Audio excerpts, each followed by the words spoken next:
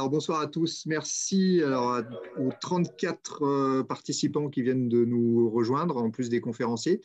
Donc voilà, l'objectif, c'est de conclure ce webinaire en faisant un retour sur chacun des ateliers qui se sont déroulés en parallèle. Donc, le premier atelier sur les plateformes de commercialisation de particulier à particulier. Le deuxième atelier sur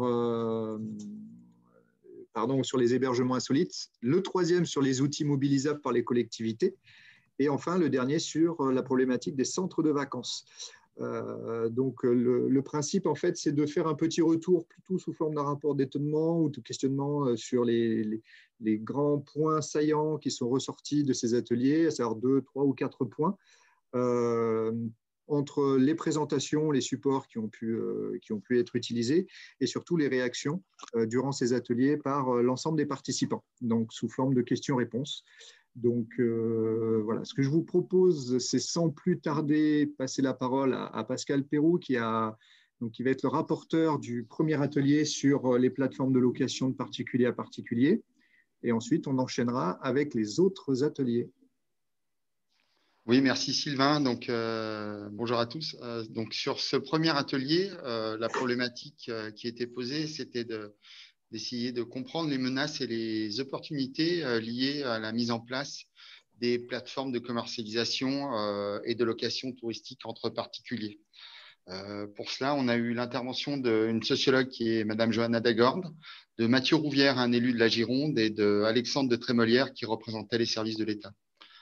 Donc, on a fait un focus principalement sur les grandes métropoles, Bordeaux et par extension Paris et d'autres grandes villes européennes, où on a bien pu cerner que sur ces territoires, les menaces étaient très importantes, puisqu'on les estime à plus de 80% de parts négatives, à la louche comme ça. Ces menaces, elles reposent bien évidemment sur la gestion du foncier et sur tout ce qui a trait à l'exode des habitants des centres-villes et le fait qu'ils soient repoussés à l'extérieur. Malgré ça, on peut quand même identifier un certain nombre d'opportunités par le biais de ces plateformes, principalement sur des territoires qui sont moins en tension, sur lesquels on retrouve des opportunités de remise en location de lits ou d'accès et de dynamique des populations touristiques vers ces destinations. Voilà. Un point principal qui ressort de ces ateliers qu'on a pu noter, c'est la dimension systémique. Voilà. Et la surprise du fait qu'un outil de mise en relation puisse aussi rapidement, on a évalué à peu près une douzaine d'années, donc c'est cet outil qui a conduit quand même à l'exclusion d'un grand nombre de catégories de gens de leur logement en les repoussant à l'extérieur des villes. Donc, des gens qui peuvent être en difficulté de par leur statut social ou des gens qui peuvent être étudiants ou saisonniers qui, du coup, on se retrouve en grande précarité. Et puis, le deuxième point de cette dimension systémique, c'est la surprise de voir à quel point ces plateformes peuvent mettre en difficulté les pouvoirs publics pour maîtriser les effets induits de ces locations directes. Trois mots-clés qui ressortent des ateliers qu'on tient, pour finir, à souligner. Un premier qui est cette notion de droit à la ville, cette notion sociologique qui souligne bien le droit que doivent avoir les habitants aux usages et aux biens communs de leur ville et qui, par le biais de ces mises en relation par ces plateformes, peut disparaître. Un deuxième point d'importance, c'est tout ce qui a trait à la régulation. Donc, cette régulation, elle peut être législative, elle peut être fiscale, elle peut être immobilière ou elle peut être sociale. Et on a bien vu qu'à travers tous les services, cette régulation allait devenir essentielle, même si les outils législatifs qui existaient étaient bien présents, mais par le fait que la dimension européenne était pour l'instant insuffisante. Et puis ensuite, une dernière notion sur laquelle on s'est attaché, c'était cette notion de plateforme, non pas collaborative, mais en fait, cette notion de plateforme qui devenait non collaborative. c'était l'essence de la création. Mais finalement, on se rend compte qu'aujourd'hui, ces plateformes, elles servent principalement les intérêts privés. Tout d'abord de la plateforme, et puis ensuite des propriétaires, et enfin des visiteurs.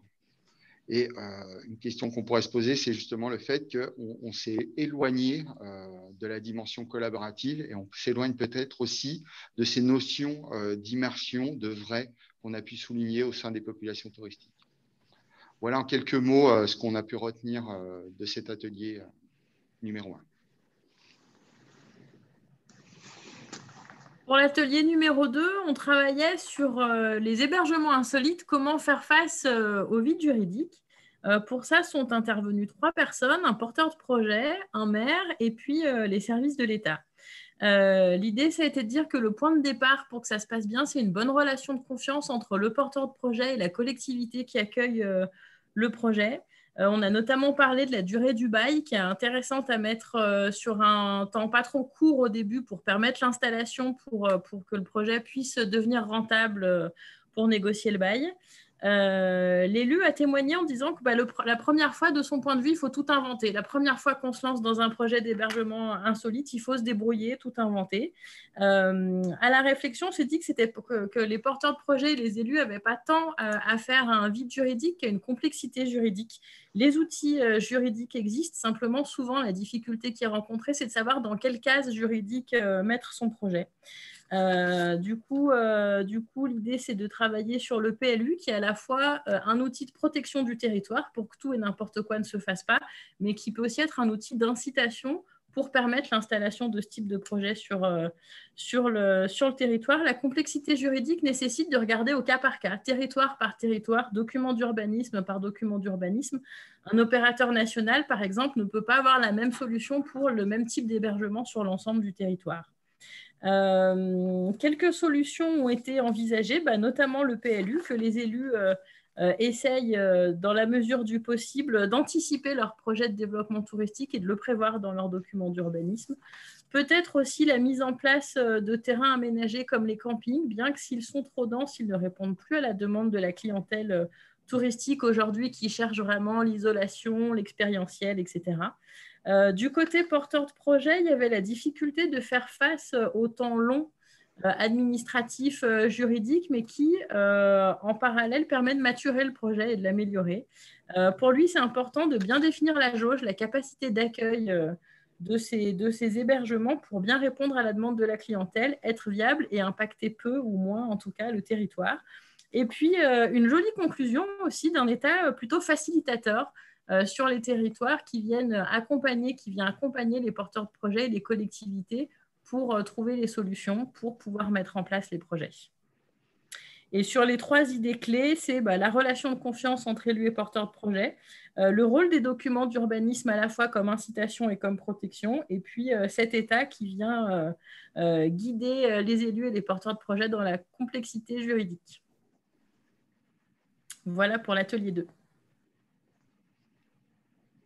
Très bien, merci. Est-ce qu'on peut passer à la restitution de l'atelier 3 qui était sur les outils à disposition des collectivités, peut-être une restitution à 2 voix? Tout à fait, merci Sylvain. Donc effectivement, nous avons accueilli 3 intervenants. Le premier était le directeur régional de la Banque des Territoires, en fait, qui nous a parlé d'une expérience, d'une initiative, plus exactement, de création d'une foncière partenariale qui a drainé 11 millions en capitalisation pour accompagner un certain nombre d'opérations à hauteur du triple. L'idée, ce n'était pas forcément d'accompagner les nouveaux projets touristiques, mais le mot-clé, c'est plutôt le mot de soutien.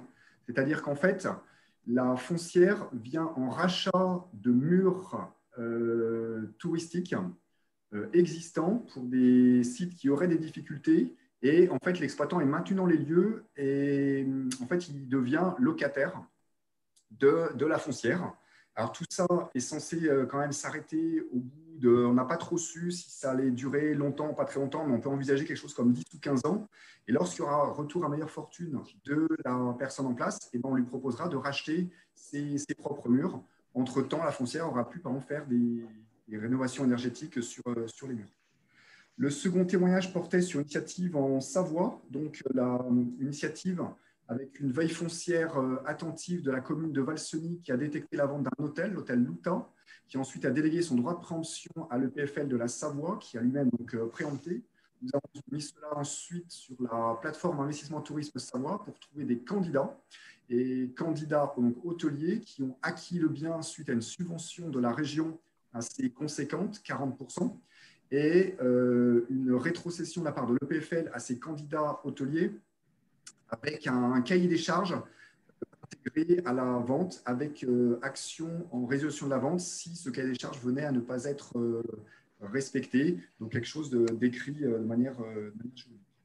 Le troisième témoignage portait sur la Guadeloupe, donc l'acquisition par le PFL de Guadeloupe de la maison dite maison coquille à Basse-Terre, donc acquis auprès des particuliers, mais c'est cependant une maison classée monument historique dans un site touristique tout à fait stratégique. Les mots-clés qu'on peut retenir quand même, c'est implication, à la fois des acteurs touristiques, mais aussi des élus sur leur propre projet touristique.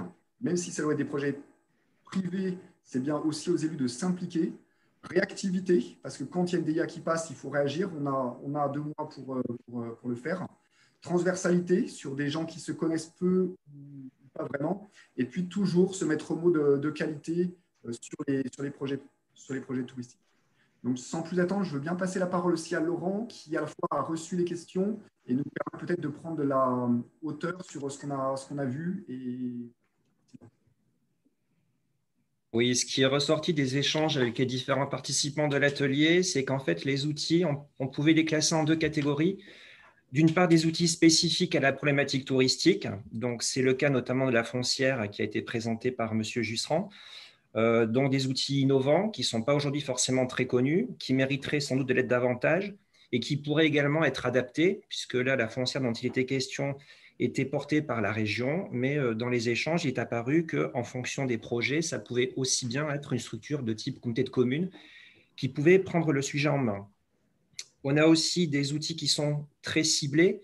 Dans l'exemple de la Savoie, on a parlé donc de la convention montagne qui intéresse au premier chef les stations de montagne, du coup. Le concept aussi de surface touristique pondérée qui a été mis en avant dans le SCOT de la Tarentaise. Donc là, des outils qui certes existent et sont efficaces, mais qui concernent un public très restreint. On a également évoqué la période actuelle que nous connaissons et qui rend assez difficile de jauger de l'efficacité de ces outils, notamment la plateforme ITS, donc qui permet de mettre en relation des investisseurs avec des opportunités de projet. C'est vrai qu'aujourd'hui, le contexte est un petit peu compliqué et c'est de fait assez difficile de dire si c'est aujourd'hui un outil qui est vraiment adapté et qui permet d'apporter une réelle plus-value. À côté de ces outils spécifiques, on a des outils qui sont beaucoup plus connus, qu'on pourrait qualifier de transversaux, parce qu'ils ne concernent pas uniquement la problématique touristique, mais ils concernent tout le champ de l'urbanisme. Donc, on a parlé de la veille foncière. On s'est rendu compte dans un sondage avec les différents participants qu'une bonne partie des collectivités n'utilisaient pas la veille foncière ou la préemption pour cet enjeu touristique. On peut essayer de trouver des raisons. Par exemple, la veille foncière est à destination des communes, puisque ce sont les communes qui sont destinataires des déclarations d'intention d'aliéner.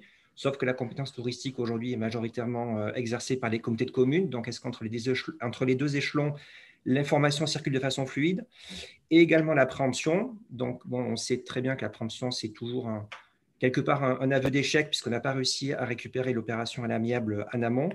Et avec également la crainte du contentieux et puis la crainte de relations crispées avec une partie de la population, notamment les acquéreurs ou les propriétaires qui étaient concernés. Voilà, de façon très synthétique, comment on pouvait résumer le contenu de nos interventions et des échanges avec les intervenants. Très bien, merci. Que de richesse dans chaque atelier, je dirais, en l'espace d'1 heure et demie. Et du coup, je propose de passer la parole à Alice ou à Franck, tout dépend de qui souhaitera faire la synthèse du 4e atelier. Donc, on a tiré à la courte paille, j'ai perdu. Non, l'atelier 4 portait sur la problématique des centres de vacances. On avait 3 intervenants, 2 gestionnaires, mais qui s'impliquent également à un niveau supérieur, c'est-à-dire qu'ils font partie de structures qui gèrent ou qui commercialisent plusieurs centres de vacances. Et puis, on avait aussi une intercommunalité qui était représentée, le Haut-Chablais. Donc, en fait, il est ressorti clairement que les centres de vacances, aujourd'hui, ont un poids prépondérant dans l'économie globale de nombre de territoires.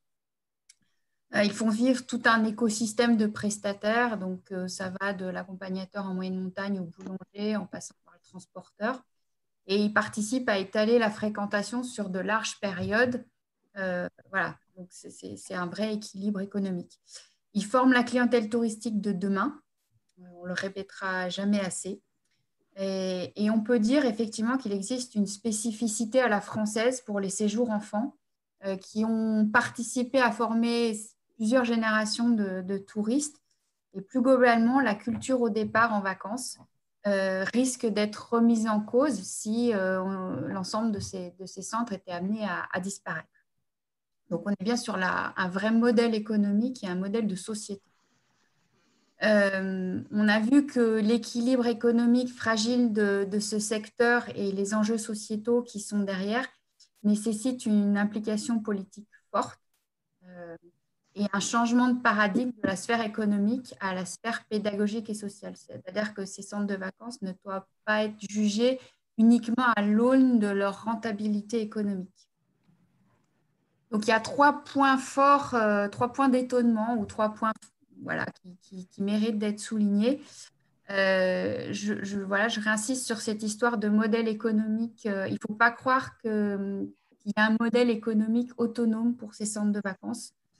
Aujourd'hui, l'avenir de ce secteur d'activité repose essentiellement sur des choix politiques qui doivent être faits autant par les communes émettrices que réceptrices et surtout de manière conjointe. C'est-à-dire qu'aujourd'hui, il y a une vraie nécessité de faire le lien entre les collectivités des territoires émetteurs et récepteurs. Il y a des solutions pérennes qui peuvent être trouvées pour requalifier les centres, mais cela passe souvent par une implication forte des collectivités et des outils juridiques à leur disposition. Et enfin, dernier grand point important, il y a une tendance qui se fait jour et qui semble porter ses fruits, qui est de mutualiser les savoir-faire pour ne pas laisser les centres isolés face à un marché de plus en plus complexe et mercantile. Aujourd'hui, c'est vrai que les gestionnaires de centres sont amenés à être multitâches et comme pour être élus, c'est de plus en plus compliqué. Donc, les mots-clés qui sont ressortis à travers les différentes interventions, c'est tourisme social et solidaire. C'est dans cette sphère spécifique qu'évoluent les centres de vacances et donc c'est à l'aune de ces critères propres que doivent être jugées les performances de ces centres. Fédérer, c'est un mot important parce qu'il faut, pour gagner en lisibilité et en efficacité et mieux s'ancrer dans le territoire, pour devenir un acteur incontournable, ces centres de vacances ont besoin de travailler en commun. Et puis, sphère publique, parce que c'est à tous les échelons de la sphère publique que l'avenir des centres de vacances doit être travaillé et soutenu, que ce soit au niveau des politiques économiques, sociales ou foncières. Voilà.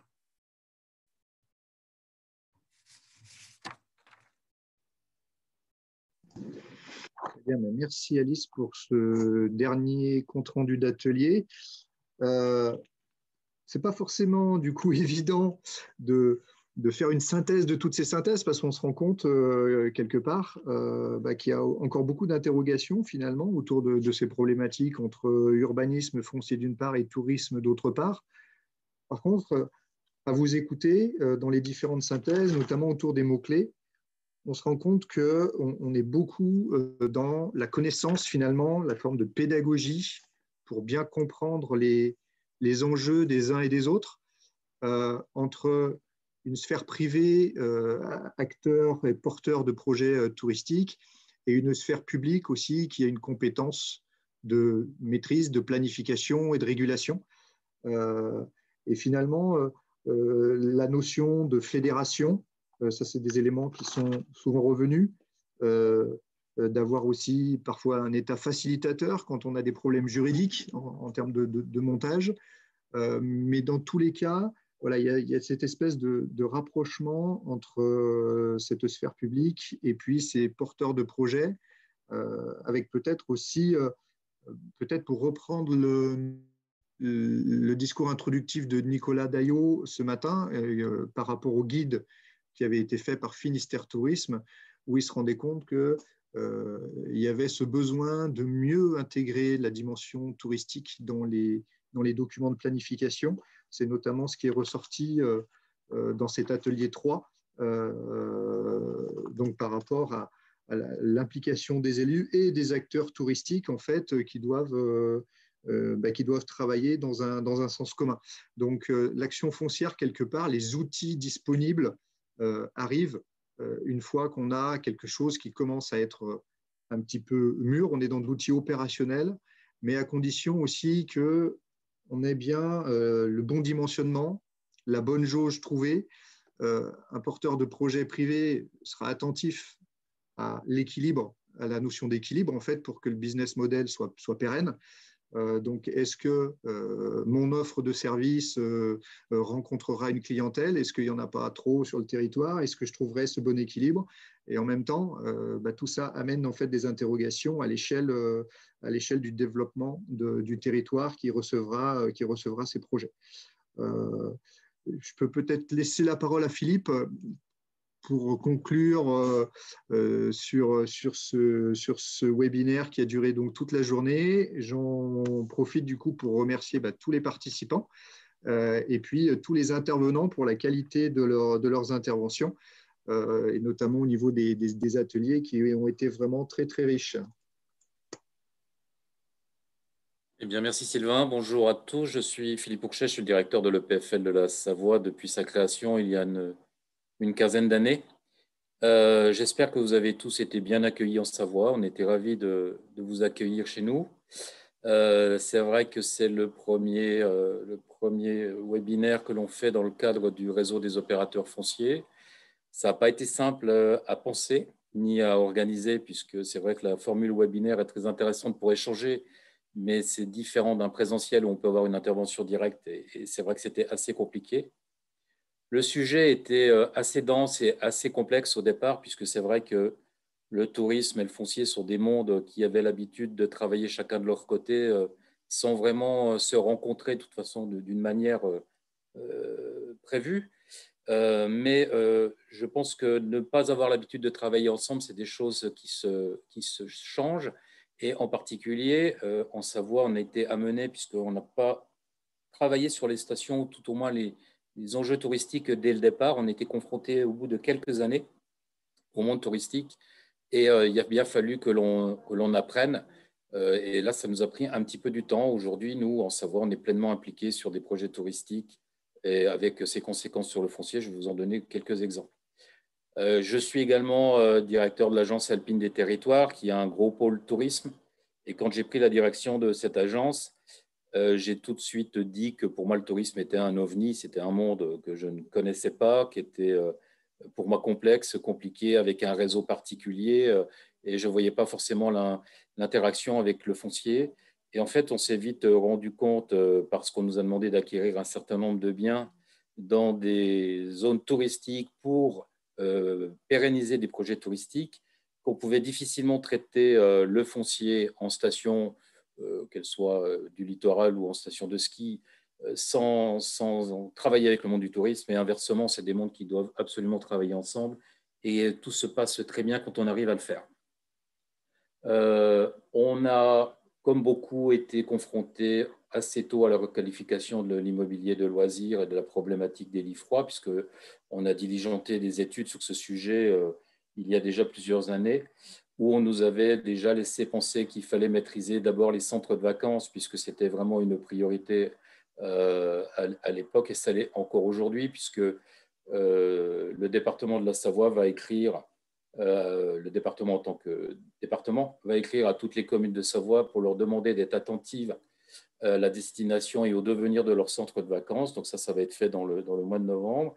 La Savoie a plus de 130 centres de vacances. C'est le ratio centre de vacances le plus élevé sur le territoire national par habitant.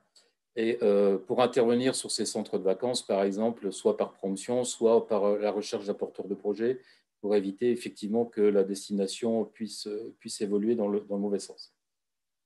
On a également travaillé sur des logements saisonniers, puisqu'on a des stations qui nous ont demandé d'acheter des logements pour destination des saisonniers, qui avaient de grosses difficultés, par exemple à Val Thorens ou les Menuires-Routines, qui sont des stations assez chères, on va dire, qui avaient de grosses difficultés à se loger. Donc, on a participé avec l'aide de la région à mobiliser des fonds pour acquérir ces logements qui seront destinés à des saisonniers. Et puis, on en a parlé tout à l'heure, on a préempté et on a acheté des hôtels pour garantir et pérenniser la vocation hôtelière, parce qu'on avait encore beaucoup de porteurs de projets qui essayaient de maîtriser des hôtels pour les muter en logement, un logement périodique, voire en Airbnb. Et les documents d'urbanisme à l'époque n'étaient pas forcément tout à fait adaptés. Il a fallu travailler sur ces documents d'urbanisme pour pouvoir assurer la garantie de ces logements. Il y a quelques petits sujets qu'il faudra quand même que l'on travaille ensemble, je crois. C'est la problématique des friches en station, puisqu'on a aujourd'hui des hôtels qui sont en déshérence, puisqu'ils n'ont plus, et des centres de vacances, hein, puisqu'on en a déjà. Et donc, on se retrouve avec des friches en plein milieu de stations ou en plein milieu de zones touristiques qui engendrent une vraie perte d'attractivité pour le lieu, pour la collectivité. Ça, c'est un vrai problème.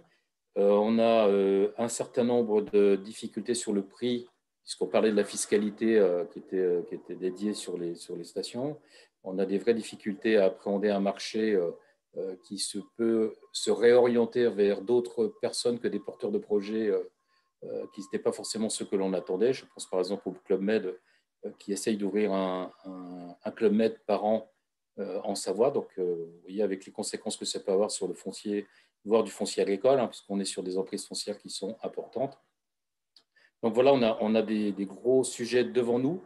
Je pense aussi à la valorisation du patrimoine et la préservation du patrimoine, puisque ça rentre aussi dans nos sujets. On a été amené à préempter un moulin vraiment magnifique, avec une valeur patrimoniale qui était tout équipée et qui a apporté qui a généré vraiment une vraie attractivité touristique sur la commune. Donc, je pense vraiment que et j'espère que ce webinaire, ce réseau nous amènera à travailler encore plus ensemble, parce que je pense que l'un et l'autre, nous avons besoin dans le monde du tourisme et le monde de l'intervention foncière l'un de l'autre.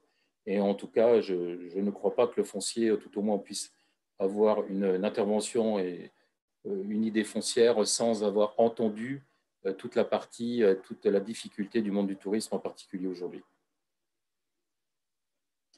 Voilà ce que je peux dire rapidement. Très bien. Ben, merci Philippe pour ces mots de conclusion. J'espère que ce webinaire aura répondu aux différentes interrogations. Ce qu'on peut vous souhaiter, c'est de prendre soin de vous et puis de passer une bonne fin de soirée, en espérant que le prochain séminaire du réseau des opérateurs fonciers sera plutôt en présentiel que sous cette modalité qui effectivement n'était pas forcément la plus simple à gérer. Voilà. Une bonne soirée à toutes et à tous, et encore félicitations pour cette organisation, et à très bientôt. Au revoir.